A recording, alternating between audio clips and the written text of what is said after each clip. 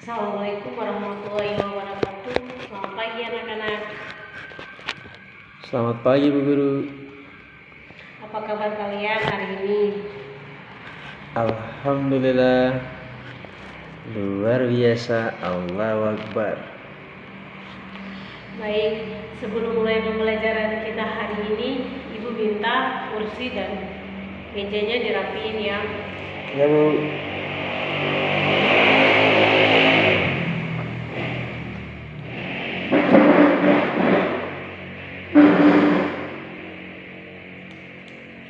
Baik, kalau kursi dan mejanya sudah dirapiin, Ibu minta sampah-sampah yang di bawah kolong meja tolong dibuang pada tempatnya ya. Ya Bu.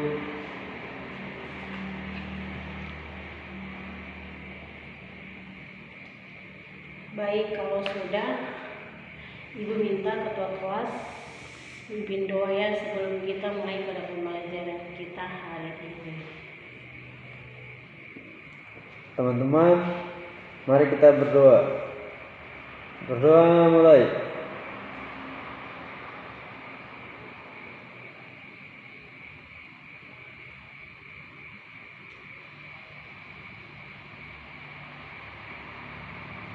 Berdoa selesai. Baik.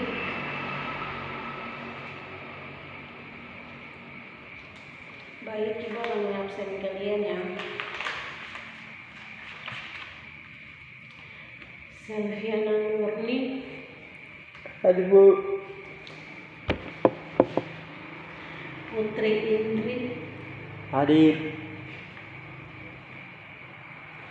Nur Rahmi, Hadir.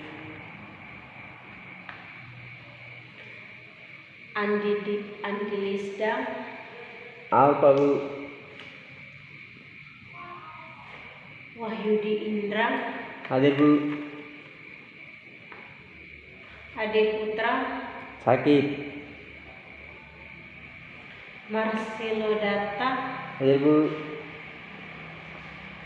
Siti Afifa, Hadir Bu. Vira Fatika, Hadir Bu. Hendro Surya, Hadir Bu. Adam, Hadir Bu. Muhammad Rafli, Hadir Bu. Lili Kante Fajar, Hadir Bu. Yaya Afrisal, Hadir Bu. Najla Putri, Hadir Bu. Marcelo Data, Hadir Bu. Siti Afifa, Hadir Bu. Chelsea Watratan, Hadir Bu. Elsa Heharusa, Hadir Bu. Tirsa Sibunia. Hadir Bu. Baik, untuk hari ini yang tidak masuk satu orang, yang alfa satu orang ya.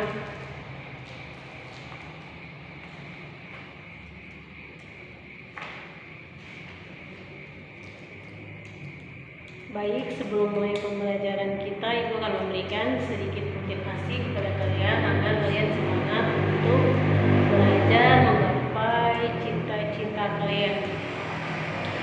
Baik, motivasi yang Ibu berikan kepada kalian, jika kamu tidak mengejar apa yang kamu inginkan, maka kamu tidak akan mendapatkannya. Begitu juga sebaliknya, jika kamu tidak bertanya, maka jawabannya adalah tidak. Maka jika kamu tidak melangkah maju, kamu akan tetap berada di tempat yang sama. Jadi di sini jika kalian ingin mengejar cita-cita kalian atau apa yang kalian inginkan, kalian harus belajar melangkah terus untuk menggapai apa yang kalian inginkan. Dan kalian harus terus melangkah maju dengan bersekolah setinggi-tingginya agar kamu bisa mendapatkan masa depan yang gemilang, agar masa depan yang kalian inginkan bisa tercapai dengan kalian bisa bersekolah setinggi-tingginya dan juga bisa menempuh kalian.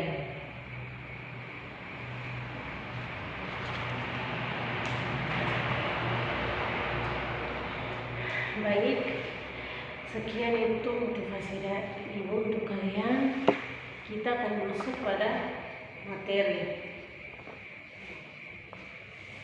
Ada yang tahu hari ini kita belajar apa? Baik, sebelum Ibu memulai pembelajaran Ibu hari ini, ingin memperkenalkan nama Ibu ya. Nama Ibu Luciana Agustina Yarangga. Ibu asal dari Papua. Sini Ibu akan belajar mata pelajaran pengantar ilmu ekonomi dan bisnis. Baik, langsung saja kita masuk dalam materi ya. Pengertian ilmu ekonomi. Ilmu ekonomi adalah suatu bidang ilmu ekonomi terapan yang mana bertujuan untuk menganalisa usaha bisnis berdasarkan teori ekonomi dan metode kuantitatif.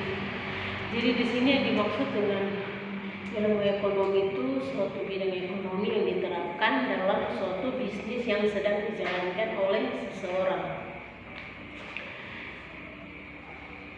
Dengan pengertian ilmu ekonomi dirangkup sebuah ruang lingkup ilmu ekonomi. Dalam ruang lingkup ilmu ekonomi terdapat beberapa definisi. Yang pertama adalah kegiatan ekonomi. Dalam kegiatan ekonomi terdapat 3 kejelasan. Yang pertama adalah kegiatan ekonomi. Dalam kegiatan ekonomi terbagi menjadi 3. Yang pertama adalah produksi. Yang dimaksud dalam produksi adalah suatu aktivitas yang berhubungan dengan kegiatan usaha untuk menambah nilai guna barang dan jasa. Contohnya tuh seperti kegiatan yang dimaksud adalah pengumpulan modal terhadap sumber daya dan keahlian. Yang kedua adalah konsumsi. Yang dimaksud dalam konsumsi di sini adalah aktivitas yang berkaitan dengan penggunaan barang atau jasa. Contohnya adalah penghasilan dan nilai kebudayaan masyarakat. Yang ketiga adalah distribusi.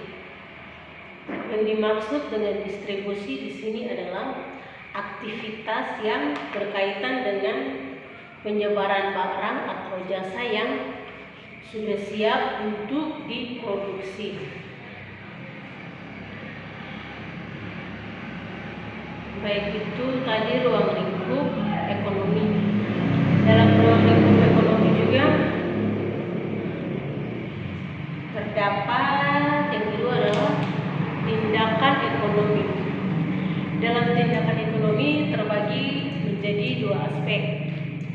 Yang pertama adalah tindakan rasional dan yang kedua adalah tindakan irasional. Jadi di sini yang dimaksud dengan tindakan rasional adalah berhubungan dengan cara dalam menentukan pilihan terbaik dan menentukan yang sesuai dengan kenyataan. Yang kedua adalah tindakan irasional. Tindakan irasional adalah yang berhubungan dengan manusia untuk menentukan pilihannya sendiri.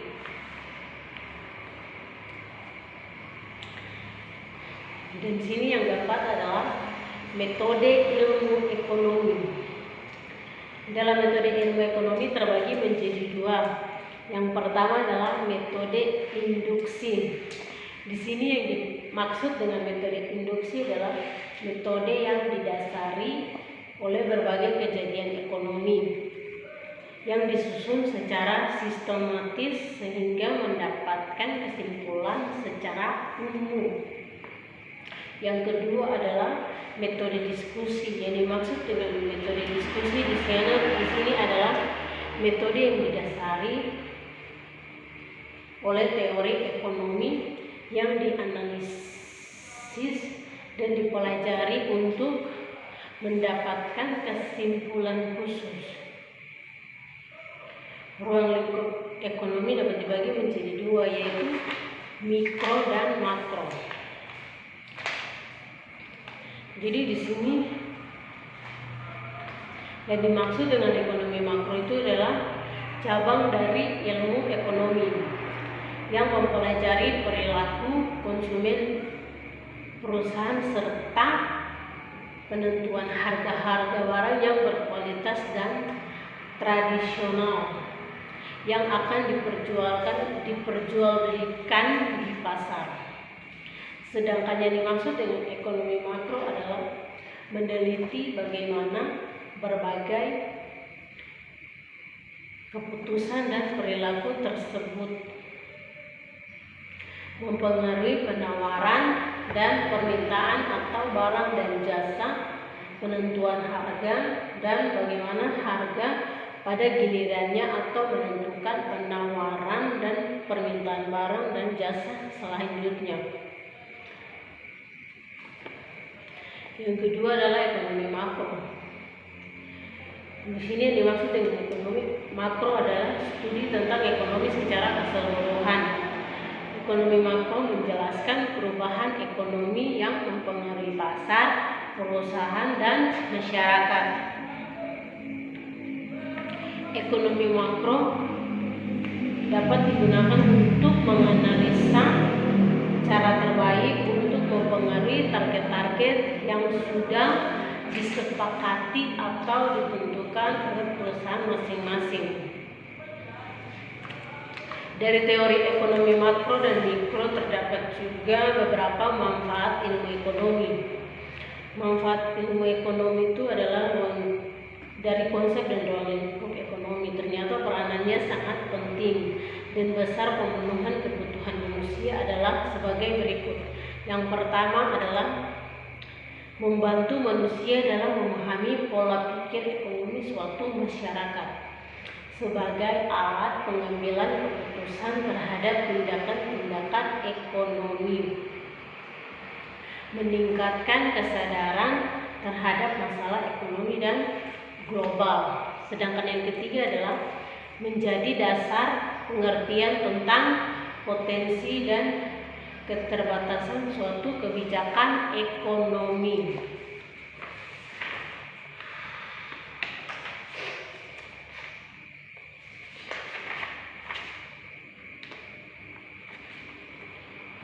Dan di sini juga terdapat beberapa sektor ekonomi. Di sini ada 5 sektor ekonomi. Yang pertama adalah sektor ekonomi yang begitu beragam. Yang pertama adalah sektor primer. Yang dimaksud dengan sektor primer tersebut dikategorikan dalam sektor ekonomi tradisional atau sumber daya alam tersebut dapat diperoleh dari hasil pertambangan, perhutanan, pertanian, perikanan, dan lain sebagainya. Yang kedua adalah faktor sekunder. Yang dimaksud dengan faktor sekunder di sini adalah sektor sekunder berperan cukup tinggi dalam memenuhi kebutuhan lebih lanjut. Contoh dari sektor ini yaitu usaha produk menjadi industri ringan atau berat, usaha konstruksi. Dan yang ketiga adalah sektor tersier. Jadi sektor tersier ini berbeda dengan sektor primer dan juga sektor sekunder yang menggunakan sumber daya alam. Sektor tersier lebih mengedepankan keahlian dan ilmu pengetahuan dari pelaku ekonomi. Contoh dari sektor tersier ini adalah segala jasa, layanan, sumber daya manusia, servis, dan lain sebagainya. Yang keempat adalah sektor kontainer. Yang dimaksud dengan sektor kontainer di sini adalah kita membahas lebih jauh daripada sektor-sektor yang lainnya, yang lain dan sebelumnya.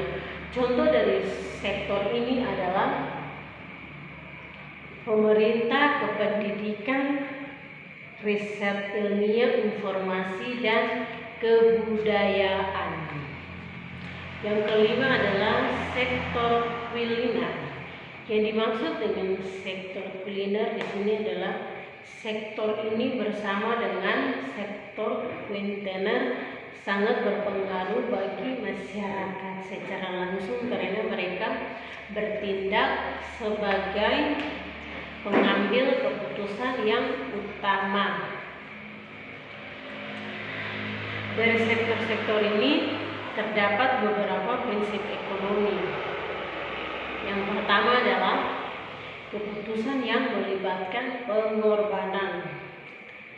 Jadi yang dimaksud dengan keputusan yang melibatkan pengorbanan di sini adalah ini melibatkan kemampuan untuk membuat keputusan yang dapat mengorbankan sesuatu yang lain.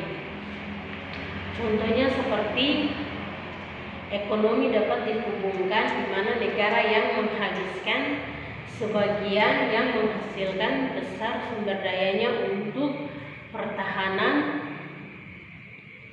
dan pada saat yang sama harus berkorban menangani kesejahteraan negaraan. Dan yang kedua adalah biaya yang harus dikorbankan untuk mendapatkan sesuatu yang tidak ditemukan, bahwa kebanyakan individu umumnya menghadapi kesulitan untuk membedakan antara biaya dan manfaat. Misalnya, jika seseorang ingin melakukan pendidikan atau meneruskan pendidikan, harus keluar dari pekerjaannya sekarang. Yang ketiga adalah orang berpikir rasional pada keuntungan.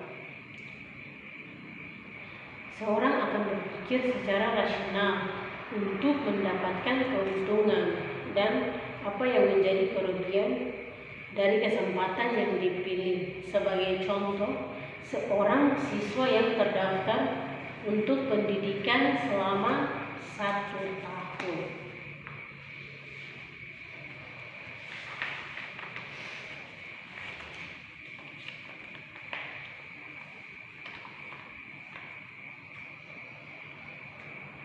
Dan juga terdapat jenis-jenis ilmu ekonomi. Terdapat beberapa jenis-jenis ilmu ekonomi yang terbagi menjadi 3 jenis. Yang pertama adalah ekonomi teori. Dalam ekonomi teori adalah yang dimaksud sini adalah menganalisis mengenai suatu hubungan antara tiap variabel ekonomi seperti contohnya adalah adanya pengaruh kenaikan upah tenaga kerja terhadap pola konsumsi tenaga kerja yang bersangkutan. Yang kedua adalah ekonomi deskriptif. Di sini dimaksud dengan ekonomi deskriptif adalah memaparkan mengenai kehidupan ekonomi dalam suatu wilayah dalam rentang waktu tertentu secara apa adanya.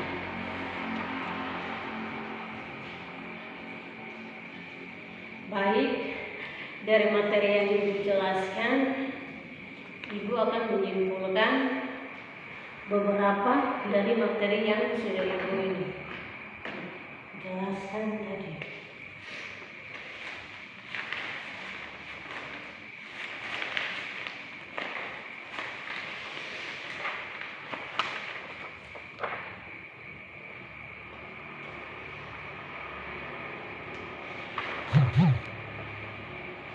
Jadi kesimpulannya adalah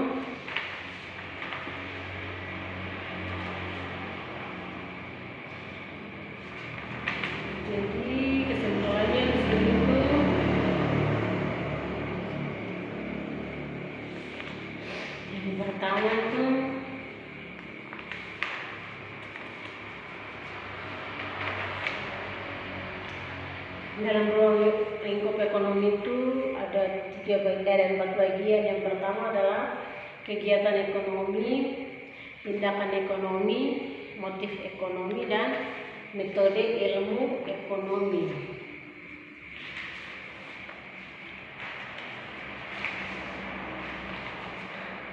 Dan dalam ruang lingkup ekonomi itu terbagi lagi menjadi 2, yaitu ekonomi mikro dan juga ekonomi makro. Dan dalam ekonomi mikro dan makro juga terdapat beberapa manfaat ekonomi atau ilmu ekonomi. Dan dalam manfaat ilmu ekonomi terdapat beberapa sektor, yaitu sektor primer, sektor sekunder, sektor tersier, sektor kuintener, dan sektor kuliner. Dalam sektor-sektor juga terdapat beberapa prinsip, yaitu yang pertama, keputusan yang melibatkan pengorbanan. Yang kedua, biaya yang harus dikorbankan untuk mendapatkan sesuatu. Yang ketiga, orang berpikir rasional pada keuntungan. Selain itu juga terdapat beberapa jenis-jenis ilmu ekonomi. Yang pertama adalah ilmu ekonomi itu terbagi menjadi 3 jenis, yaitu ekonomi teori, ekonomi deskriptif, dan ekonomi terapan.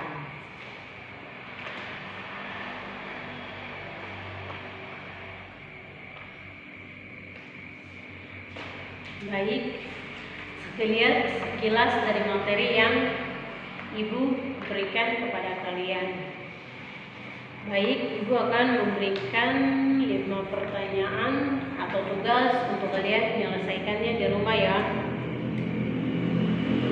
Ayo, buku dan bukunya dikeluarkan untuk tulis pertanyaan. Ada pertanyaan, Bu? Baik, yang pertama, sebutkan dan jelaskan 3 jenis ilmu ekonomi. Ulang, Bu. Sebutkan dan jelaskan 3 jenis ilmu ekonomi. Ya, Bu. Nomor 2. Baik, yang kedua, apa pengertian biaya oportunitas? Ulang, Bu. Apa pengertian biaya oportunitas?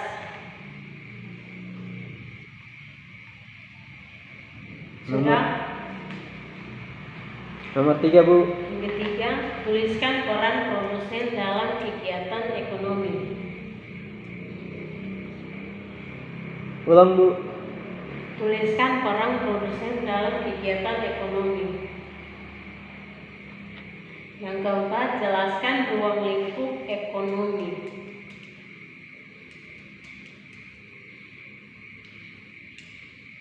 Yang kelima, sebutkan sektor-sektor ekonomi. Ulang, Bu. Sebutkan sektor-sektor ekonomi. Baik, karena kita memulainya dengan doa, maka kita mengakhiri pelajaran kita hari ini juga dengan doa ya, atau kelas pimpin doa. Untuk mengakhiri pelajaran kita di siang hari ini, teman-teman, sebelum pulang mari kita berdoa. Berdoa mulai.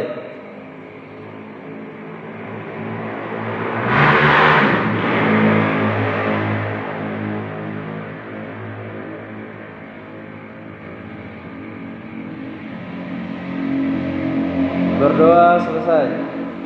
Baik, sekian dari pertemuan kita hari ini. Assalamualaikum warahmatullahi wabarakatuh. Selamat siang anak-anak semua. Waalaikumsalam warahmatullahi wabarakatuh. Baik, terima kasih. Sampai bertemu pada minggu yang akan datang.